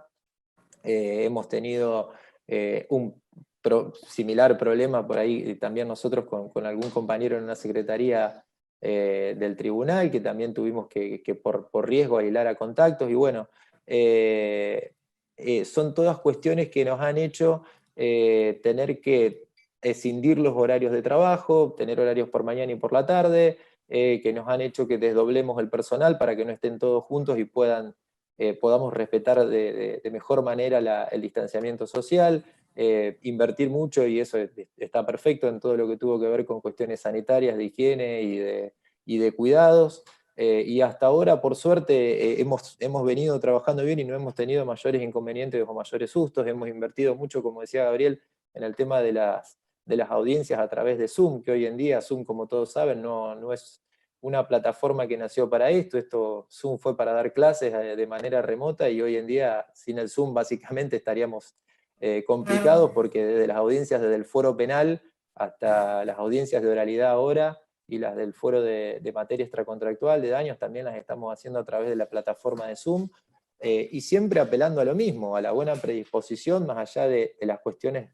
de derecho ilegales y el cumplimiento de la norma, a la buena predisposición y a la buena comunicación entre todos, entre profesionales, magistrados, empleados. También hemos ayornado y entendemos que es un cambio que también viene para quedarse, la comunicación entre los juzgados, ya sea por mail, muchas veces y de manera informal, y uno lo sabe, no es que esté regulado ni mucho menos, pero entendemos que por ahí con un WhatsApp, con un contacto telefónico, con una llamada, obviamente es entendible, uno comprende a veces la necesidad de respuesta, y esto que la imposibilidad de concurrir al tribunal pareciera que nos aleja, pero bueno, también hay que entender que, como le digo, no es un capricho, y muchas veces también los juzgados no pueden dar la respuesta rápida que uno esperaría que le den. Imagínense que la casilla de correos antes para cualquier juzgado, para cualquier tribunal era algo excepcional, y que se manejaba muy poco, y hoy en día cualquier juzgado civil están entrando 300, 200 mail por día, de escritos, de presentaciones, hasta de consultas, y bueno, se atiende todo, se imprime todo, se trata de responder todo, pero bueno, es una casilla de correo, como por ahí a veces decimos, en donde el secretario, que es quien recibe todo, no solo tiene que recibir, se ha convertido hoy en mesa de entrada, sino que también es el que tiene que librar órdenes de pago a través de ese sistema, el que tiene que librar comunicaciones a otras dependencias por ese sistema. Todas cuestiones que, bueno, como les decía, en el medio de la pandemia se dieron y se están trabajando para mejorar y para que se pueda trabajar de otra manera y que sea más práctico para todos. Por eso, en ese sentido, vieron la implementación de los turnos vía web. Hemos tratado de que esa implementación de turnos también se utilice de alguna manera más restrictiva, entendiendo que tienen que concurrir únicamente para cuestiones que sean excepcionales, que necesiten sí o sí ver el expediente, porque claramente no todos los expedientes están escaneados, y hay algunos que necesitan ir a ver cosas que no están, o porque tienen que presentarse y no conocen las actuaciones. Bueno, hay casos que entendemos y es razonable que concurran, pero para la mayoría y para un gran número de situaciones, hoy entendemos que la presentación remota, la visualización a distancia, el sistema de autoconsulta, que incluso está disponible hasta en los teléfonos celulares, es la herramienta que se tiene que aplicar y que utilizar, y que va a continuar utilizándose más allá del fenómeno de la pandemia que estamos atravesando. Después, bueno, si quieren más consultas, más ampliaciones o más, tienen algo más que charlar o ver en cuanto a firma digital y demás, estamos abiertos a respuestas que no sean entendemos ya lo informático lo vieron ayer con la gente de sistemas, pero si quieren charlar algo más, no sé, Ariel. Bueno, reiteraron 2 o 3 veces la pregunta en relación al libro de asistencia de los martes y viernes de los profesionales. ¿Cómo va a funcionar ahora en esta etapa, no? Bueno, eso del libro de asistencias, hubo una resolución, una acordada de corte que, entiéndase el contexto. Había aislamiento social y no podíamos salir, y lo que se dijo fue, bueno, para esta cuestión, el artículo 63, que es la notificación, corregime Luciano o Gabriel, creo que era 62, 63, la notificación automática de los martes y los jueves, y los 61. viernes, perdón. 61. 61. Se iba a tener por notificada o por practicada una vez que se suba el decreto al sistema de autoconsulta. Esto generó también el problema de que por ahí se subían decretos con una fecha que era anterior a cuando se subía el decreto y se visualizaba en el sistema. Es algo que tratamos de corregir y tratamos de ayornar. Tampoco pretendemos con esto, y entendemos, dejar a ninguno fuera del ejercicio del derecho de defensa, ni que se perjudique el derecho de nadie. Entendemos que si va a haber algún decreto que va a revestir alguna gravedad, y esto lo hemos charlado con secretario, con jueces, con empleados y con todo hasta el hartazgo, y lo vamos a seguir charlando, ese decreto se va a notificar y ustedes lo van a saber y lo van a conocer por firma electrónica, por correo electrónico o firma digital, o en su caso, si hay que notificarlo por un oficial notificador, se va a hacer. No quiere decir con esto que se va a perjudicar a nadie ni se pretende perjudicar a nadie. Insisto, fue una disposición que sacó la Corte en el medio del aislamiento social preventivo y obligatorio. Ni siquiera estábamos en el DISPO, ahora como le dicen, y por eso se sacó y se puso de esa manera. Obviamente esto también va a evolucionar y vamos a trabajar en esto para que sea de otra manera y por ahí los profesionales puedan tomar nota o dejar nota de algún otro modo. Te agrego, Pablo, lo que estás diciendo para que si lo quieren tener, para agregarlo, para anotarlo. Fue en el acta 14, en el acta de acuerdo número 14 de la Corte, fíjense la fecha, 13 de mayo del 2020, allí en el punto 12 fue lo que trató el tema de las notificaciones automáticas, y la Corte dijo expresamente, lo voy a leer, es sencillo, como lo explicó recién Pablo, hacer saber que las notificaciones previstas en el artículo 61 del Código se tendrán por producidas martes o viernes posterior a la correspondiente carga del decreto o actuación en el sistema de autoconsulta de este Poder Judicial, sin necesidad de notificación alguna por parte de los órganos jurisdiccionales a través de cédula. Con lo cual, tratándose de decreto, es decir,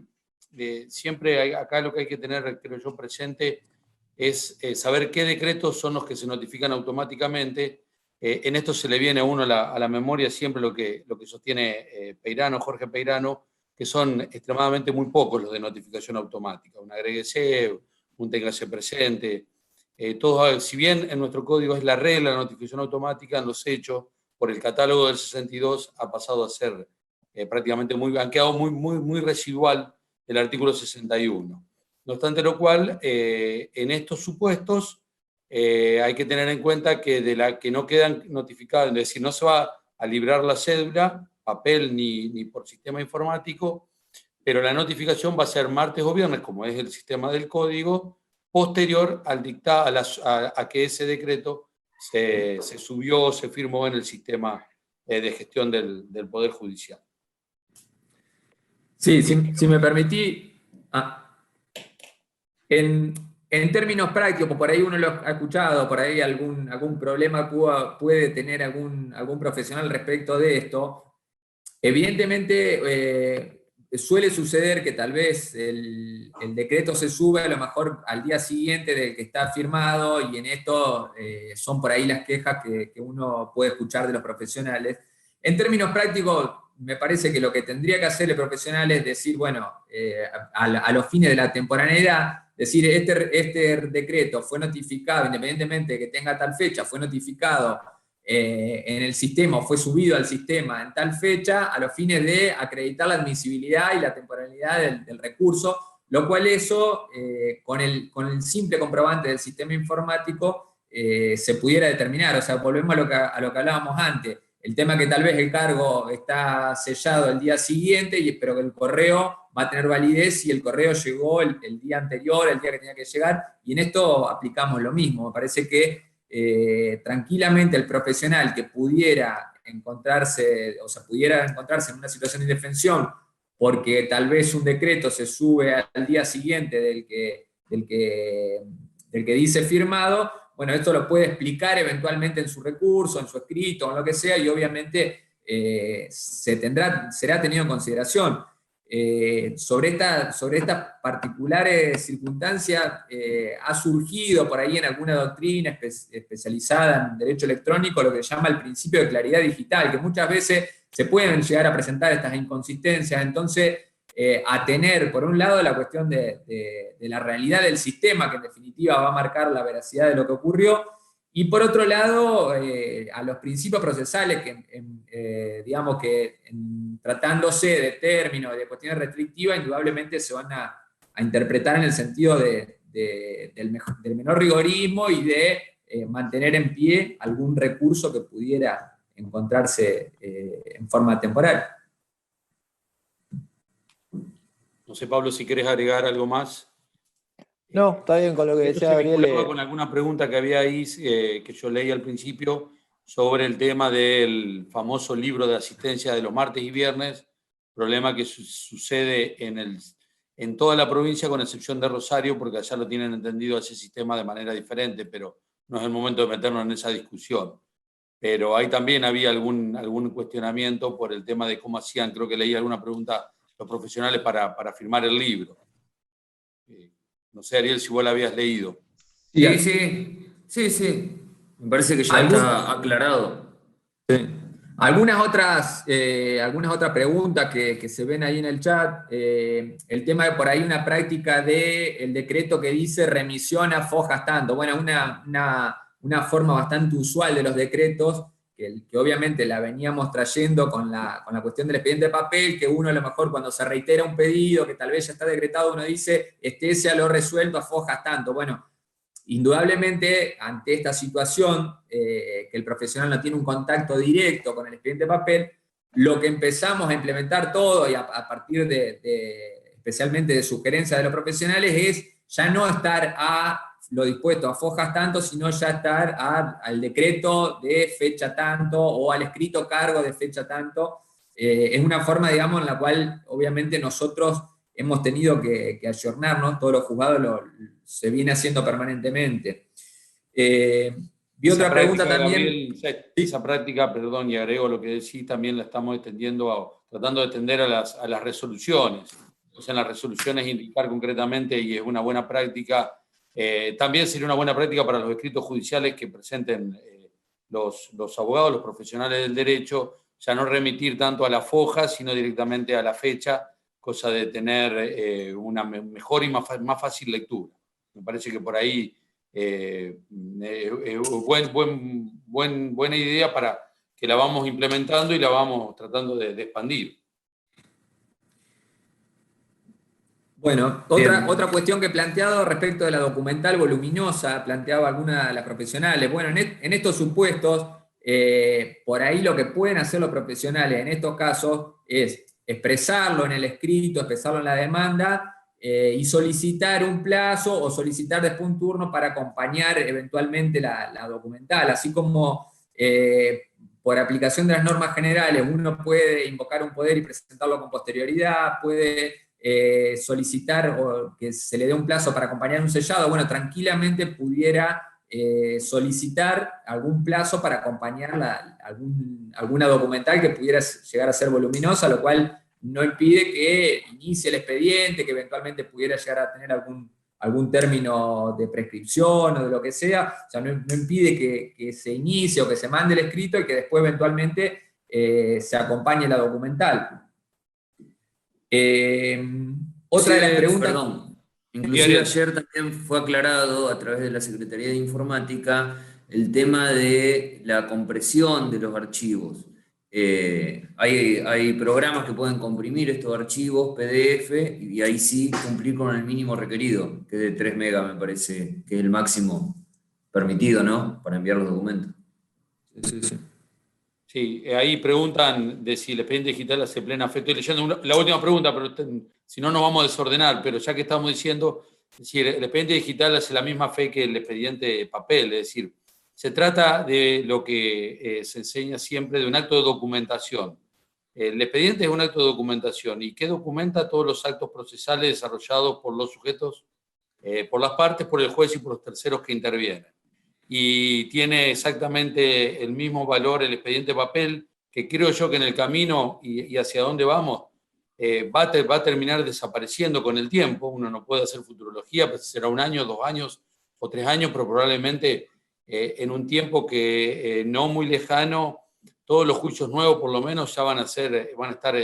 digitalizados, y esa digitalización lo que hace es reemplazar y no deja de ser un acto de documentación.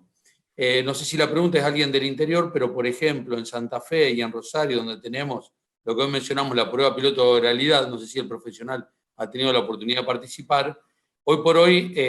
y con muy buen tino y con muy buena recepción, lo que son las audiencias de prueba tradicionales que nosotros tomábamos con el teclado, el sumariante, tratando de reproducir lo que el testigo decía, y que a lo mejor, y que nunca representaba fielmente lo que el testigo decía, dijo esto, dijo aquello. Todos hemos visto las audiencias y hemos estado en audiencias donde, pero no, para que eso no lo dijo, volverlo a leer, pero ¿qué dijiste? Y el testigo se hace hasta barullo él y no se sabe en definitiva qué es lo que él no entiende, ni se acuerda de lo que él mismo vio o percibió por su sentido y lo trata de explicar. Y eso ha dado una mejora en la calidad de la prueba y de la obtención de los elementos para las partes, para los profesionales y para el juez, a través de las audiencias videograbadas. Entonces, en las audiencias videograbadas está el juez presente, están los abogados, están las partes. Se ha avanzado hasta, se le posibilita a los abogados poder realizar el alegato de manera oral. Muchos acceden, otros no, porque todavía están en su derecho y tienen a lo mejor la tradición escrita de volver a estudiar la causa y hacer el alegato escrito, pero se posibilita también después la labor del juez. No solo porque estuvo presente en la audiencia, sino de que después tiene alguna duda, no va a ir a leer el papel a ver qué es lo que el sumariante trató de transcribir de la intención del testigo. Entra en el sistema, pone la audiencia y la ve. Y hasta eso no ha facilitado a los tribunales de segunda instancia y eventualmente a la Corte, lo hace la Corte en el sistema de la justicia penal, donde ya desde hace ya bastante tiempo que mira audiencia, en el cual los agravios están vinculados con cuestiones probatorias y uno pone el pen o pone el dispositivo para ver la audiencia, y es realmente increíble cómo se ha mejorado, y eso también ayuda y mejora la respuesta por parte de la justicia. Creo yo que eso tiene el mismo valor en cuanto al carácter de instrumento público, porque es un acto de documentación, y impera lo que decía Gabriel hoy. Creo yo que la buena fe, tratar de la transparencia, nadie desde el tribunal está tratando de ver cómo lograr o cómo evitar que se pueda interponer un recurso, cuestionar un decreto o que ustedes puedan plantear algo contra su contraparte. Es decir, uno lo que más con todo este cimbronazo que ha producido esta nueva forma de trabajo, tratar de trabajar de la manera más abierta posible. Entonces me parece que esa es la dirección. No sé, Pablo, si querías agregar algo, porque te veía ahí. Sí, yo algo de lo que decía Gabriel y que tiene que ver con la presentación de documental. La presentación de documental, nosotros, la idea es trabajarla de un modo totalmente distinto y por eso está hecho de la manera en que está hecho el reglamento y cómo se implementó la presentación de escritos y de documental. La idea no es que venga toda la documental como venía antes y quede reservada eternamente en secretaría, y por ahí de toda la documental que acompañan, en definitiva termina siendo útil o sustancial una parte, un cuarto, la mitad o mucho menos. La idea con la documental es que venga lo que tiene que venir y el juez la utilice en el momento que le sea pertinente, y cuando ya no la necesite más, la devuelva a la parte y la constituya en depositario judicial, y en su caso seguirá la causa y se tramitará de la manera en que se tiene que seguir tramitando. Por eso no es necesario al principio acompañar toda la documental escaneada y mandarla junto con la demanda ni con el escrito, sino, como bien decía Gabriel, se envía la demanda o la contestación, y si se necesita acompañar más cuestiones o agregar más cosas, se pide el turno y se acompaña al juzgado, y el juez lo agrega, o el juez mismo lo va a pedir si lo considera pertinente. En eso es claro el artículo 12, creo que es el del reglamento de presentaciones electrónicas, que lo tiene previsto y lo tiene dicho, más que nada en ese sentido. Yo les pongo un ejemplo claro. Nosotros tuvimos en Venado Tuerto la quiebra del Viva, y hoy tenemos la de Vicentín en Reconquista. Imagínense si tiene que entrar la documental de todo el concurso de Vicentín dentro del tribunal. Es materialmente imposible. Obviamente se piensa y se trabaja de otra manera con la documental, porque también es prácticamente imposible que entren a una secretaría y el secretario sepa qué tienen todos los casilleros de documental que tiene guardado dentro de la secretaría. O sea, es inviable. Y hoy en día, de esto que hablábamos, de la nueva forma de trabajar y de la nueva forma de pensar el proceso, como recién refería Luciano, con la oralidad lo empezamos a ver muy claramente. La documental que se acompaña o las pruebas que se acompañan en la etapa procesal oportuna, en las audiencias de proveído, de producción de prueba, y es ahí donde se valora, se computa qué es lo que se va entre las partes a tener en cuenta para resolver el conflicto, y en base a eso se trabaja, y se ha depurado muchísimo la prueba. De hecho, se ha elaborado un protocolo de gestión de la prueba en el marco de la oralidad, que ha servido no solo para esto que le estoy comentando, sino para cortar muchísimo los procesos. Nosotros hemos visto por referencias, por informes que nos ha mandado el Ministerio de Justicia de la Nación, de que hemos logrado acortar los plazos de manera considerable. Tengan idea que un proceso de un juicio ordinario que sabía durar entre 5 o 6 años, en el marco del proyecto de oralidad, hoy el estándar es 1 año y medio, lo que es muchísimo, en tiempo, en plazos, en costos, en gastos, en recursos, y de ahí un poco se toma esto de empezar a pensar y trabajar con la documental de una manera diferente. No necesitamos que vengan como solía venir en anteriores oportunidades, fotocopias de fotocopias de fotocopias, y por ahí cuestiones que no eran ni siquiera necesarias o que no iban a ser debatidas o puestas en duda en el proceso, y que hoy en día se piensa y se trabaja de otra manera. Las partes la tienen en su poder, y cuando el juez requiera los originales para un reconocimiento, o requiera la documental, o requiera la prueba que sea necesaria, lo va a pedir y resolverá en base a eso. Pero bueno, un poco eso tiene que ver con la explicación de por qué el tamaño de adjuntar las cuestiones y el tamaño de subir al sistema registros o presentaciones. Sí agrego que lo que sí hay que hacer en el escrito de demanda, porque recuerden, ahí vi algo que pusieron muy bien del Código Procesal Laboral, de la demanda, que la documental es juntarla con la demanda y la contestación. Recordemos que nuestro Código Procesal también menciona que con el escrito de demanda hay que acompañar la documental fundante de la demanda. Tal vez muchas veces no se entiende qué es fundante. Fundante es, si yo voy a demandar por el cumplimiento de un contrato, es únicamente el contrato. No es ni los recibos, ni son remitos, ni son fotografías, ni son otras cuestiones. Lo que sí es aconsejable, sí yo aconsejaría, es poner en el escrito de demanda, si bien esta es la firme intención, lo venimos trabajando. Me acuerdo, Pablo, que cuando estaba en Civil Séptima, el tema de la documental, sí es recomendable en el escrito de la demanda indicar cuál es la documental de lo que ustedes se van a valer. Eso es fundamental. Y si tienen alguna duda, la fundante, como dice el código, limitarse a eso, y esa, escanearla, subirla al sistema, en tanto no sea voluminosa. También se podría poner que la documental se encuentra a disposición para que, si la contraparte la quiere consultar, si el juzgado, para cuando tienen la oportunidad en la cual sea requerida. Lo que decía Pablo hoy no tiene que pasar inadvertido. Nosotros en el tribunal, porque ha crecido el tribunal y pasa también en el interior, independientemente de algunas obras muy buenas que se están haciendo para mejorar ediliciamente, los recursos son escasos, y tampoco en un país en el cual tenemos recursos escasísimos, en el cual todos los que estamos acá estamos interesados por la justicia y para que funcione mejor la justicia, pero probablemente los intereses principales del país no están pasando por la justicia, sino que pasan por otras necesidades que uno tranquilamente puede, no es necesario mencionarlas, pero pasan por otro lado las necesidades de nuestra nación. Entonces, ver en los juzgados donde tenemos la estructura, por lo menos en Santa Fe y algunos juzgados del interior que yo conozco, la misma estructura de hace 50 o 60 años, con un aumento considerable exponencial en el número de casos, de causas, por la ampliación misma, si se quiere, de los derechos, no por la litigación, de misma ampliación de los derechos que hemos ido ganando a través, por ejemplo, de la reforma constitucional, como fue la reforma 94,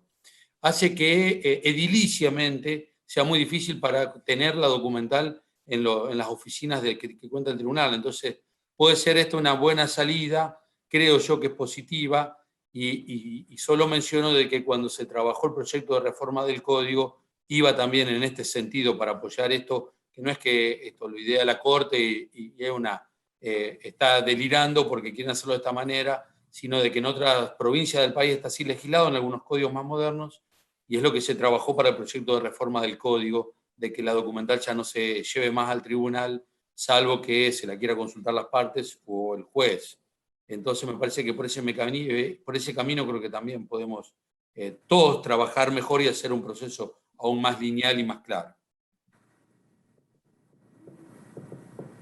¿Y Ariel? Bien. Se repite también la pregunta en cuanto a los escritos con firma digital en el cuerpo del mail cuando están patrocinando un cliente. Un cliente obviamente que no tiene esta firma digital. Creo que ahí principio también la buena fe, ¿no?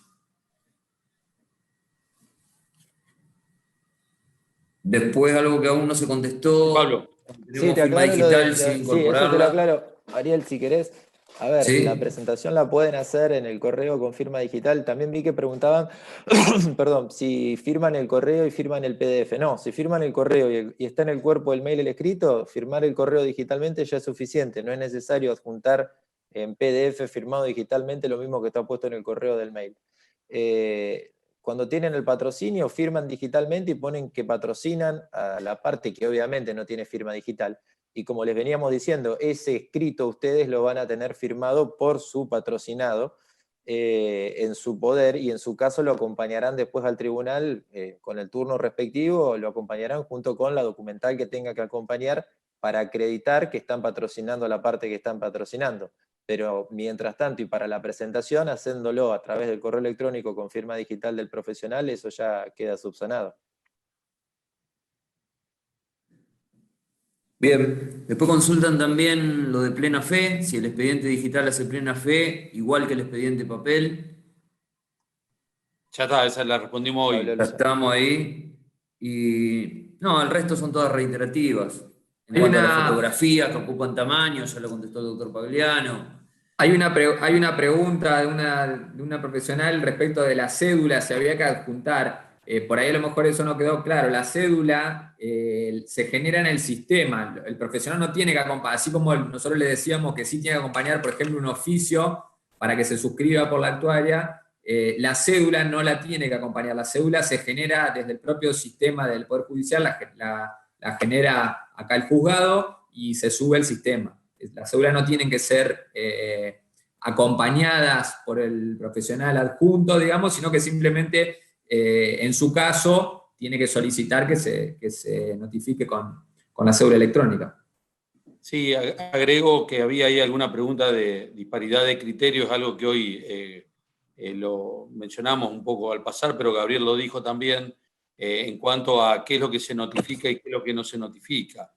de manera oficiosa por los tribunales. Es muy difícil con los recursos, es decir, la idea de la Corte y la impronta que marcó en las resoluciones en la acordada es tratar de ir hacia un sistema de notificaciones por cédula y que las cédulas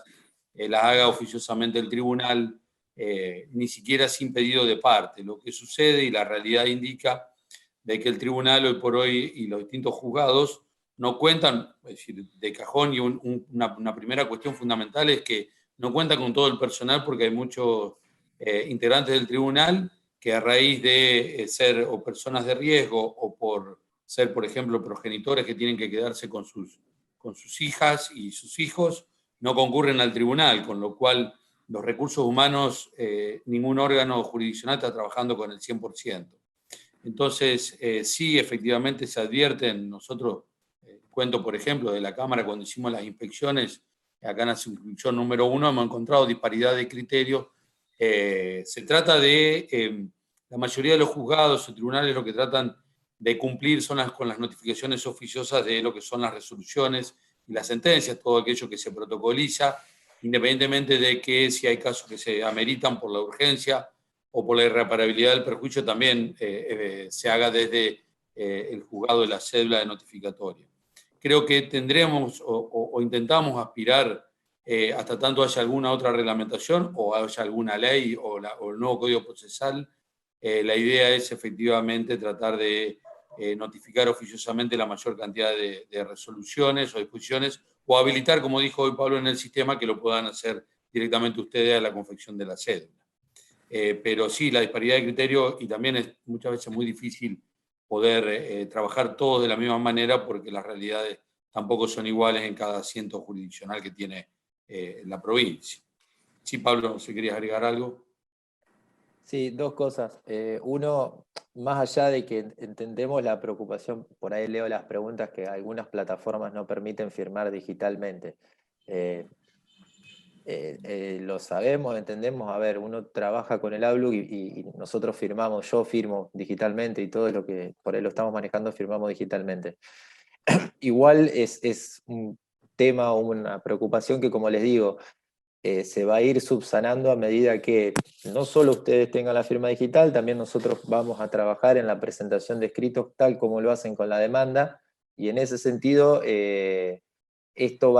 se va a superar, digamos, ¿no? No es algo que nos vamos a quedar en la coyuntura de que vamos a vivir con el correo electrónico. El correo electrónico en un punto también está pensado que desaparezca para las presentaciones, tanto como ya desapareció para las demandas, también para los escritos. A futuro es lo que tenemos pensado y va a pasar. Pero bueno, hoy en día Hotmail, por ejemplo, con Hotmail nosotros trabajamos y se envía, o por lo menos con el Outlook, y se puede firmar digitalmente, y es lo que tenemos pensado. Ahora bien, después en la instancia superadora, y como les decía, retomando un poco lo que hablamos al principio de niveles de seguridad, cuando ustedes cuenten con su firma digital y las presentaciones sean tal cual como la demanda,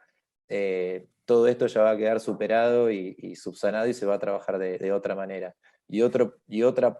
cuestión que leía, que era que por ahí en algunos lugares las defensorías, creo que Rafaela, no le mandan el primer decreto de las sucesiones del expediente y pierde mucho tiempo. Bueno, es algo que obviamente charlaremos, trabajaremos. La idea de esto era un poco hablar, como referíamos al principio, de cuestiones generales, globales, pero bueno, tomamos todas estas cuestiones puntuales que ustedes nos cuentan y lo hablaremos con cada lugar, con cada dependencia, iremos charlando, es lo que hacemos todos los días, para tratar de mejorarlo y que suceda de la manera que tiene que suceder y que la Corte dijo que tiene que pasar. Así que bueno, hablaremos con las partes y charlaremos, y la idea es que todos trabajemos, como les dije al principio, de la misma manera y con el mismo lineamiento. Si no hay alguna otra pregunta de parte de Gabriel, de Pablo, Ariel, mía, es decir, el agradecimiento, la predisposición de ustedes por estar ahí, estar dispuesto o predispuesto por si quieren mañana, pasado, la semana que viene, la otra semana, hacer preguntas, consultas, inquietudes. Saben que uno está disponible en el sentido, porque esto del trabajo mancomunado, conjunto, y siempre con buena voluntad vamos a ir mejorando algunas cuestiones que siempre se van suscitando y problemas. Así que de nuestra parte, reitero el agradecimiento, creo que nos hemos sentido muy cómodos y saben que cuentan con nosotros en el trabajo de cada uno tenemos para estar ahí si nos quieren llamar o preguntar. Así que muchas gracias a todas y a todos. Muchas gracias. Muchas gracias. Hasta luego. Gracias. Chao, chao.